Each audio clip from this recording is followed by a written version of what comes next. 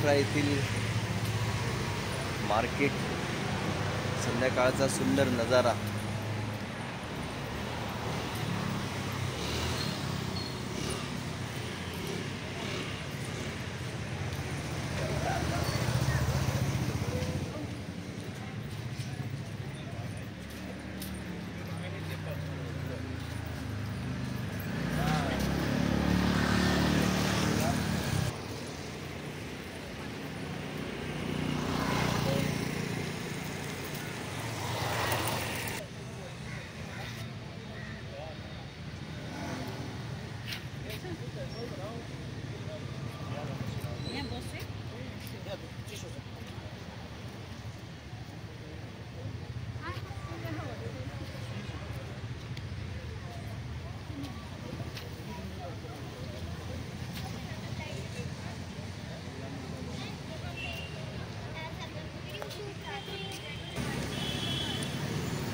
Gauri Ghat park पोखरा, सुंदर संध्याकाळचा नजारा। खूप अप्रतिम अशा प्रकारचा हा अनुभव आणि सुंदर अशा प्रकारची ही संध्याकाळ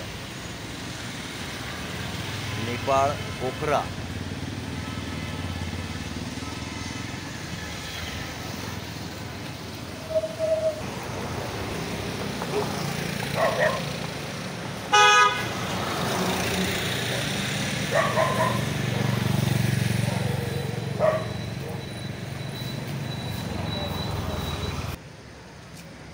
सुंदर एक आर्ट गॅलरीचं दुकान आहे।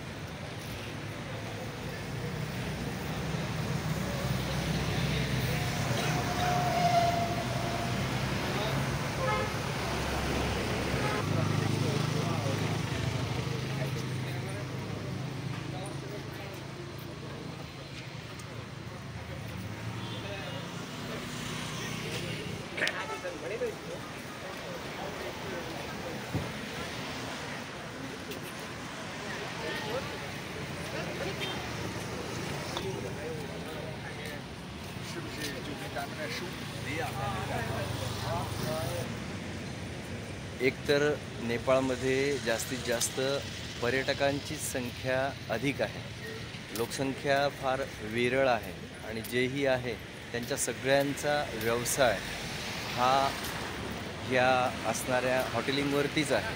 बाकी शेती वगैरे तर नगण्यच आहे, कारण पूर्ण हिली एरिया आहे आणि काही लोक नोकऱ्या करण्यासाठी बाहेरगावी आहेत। आणि एक ऑब्झर्व केलं की येथील जे सगळे दुकानं आहेत त्या दुकानांचं संचलन ह्या सगळ्या महिलाच करतात, जास्तीत जास्त महिलाच येथील दुकानांमध्ये असतात। विठ्ठल विठ्ठल विठ्ठल विठ्ठल पशुपतीनाथ नेपाळ यात्रा विठ्ठल परिवार ट्रस्ट आणि हरिभक्तपरायण तात्या महाराज गावंडे यांच्यासोबत सुरू आहे। पोखरा या ठिकाणी आम्ही आहोत। पोखऱ्याचं अवलोकन झाल्याच्या नंतर आम्ही इथून पुढे प्रवासामध्ये निघणार आहोत। नेहमीच या यात्रेचं आयोजन करण्यामध्ये ही जी मंडळी आपल्याला या ठिकाणी दिसते यांचा अखंड प्रचंड पुरुषार्थ या ठिकाणी असतो। माझ्यासोबत आहे प्रकाश पाटील शिंदे, त्यानंतर आमचे वानखडे साहेब, त्यानंतर आमचे पवार साहेब, त्यानंतर आमचे शेषरावजी शिंदे सर आणि सुभाष पाटील गावंडे यांच्या ह्या पुरुषार्थाने या संपूर्ण सुंदर अशा प्रकारे या यात्रेचं नियोजन होत असते। हरिभक्तपरायण तात्या महाराजांना हे नेहमी मदत करत असतात आणि खूप सुंदर अशा प्रकारचा हा परिवार आहे। सर्वशक्तिमान भगवंताच्या चरणी, पशुपतीनाथाच्या चरणी अनंतकोटी प्रार्थना की अशाच प्रकारे निर्विघ्न ह्या यात्रा आयोजित होत आणि सर्व जे भक्तपरिवार आहे त्यांना हे जे संपूर्ण भगवंताने बनवलेली पृथ्वी आणि त्याच्यावरती सर्व घटक आहेत ते पाहण्यासाठीची शक्ती प्रदान हो। विठ्ठल विठ्ठल विठ्ठल विठ्ठल।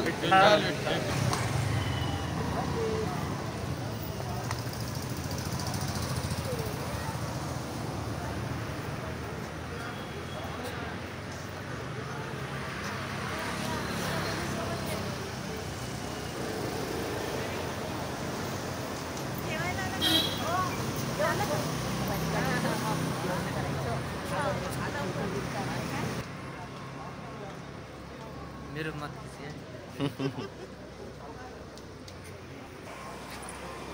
चला आता उद्याच्या प्रवासाची तयारी आम्हाला करायची आहे. आज आम्ही पोखरा सोडतो आहेत आणि उद्या पशुपतीनाथ काठमांडूचा प्रवास आमचा प्रारंभ होईल.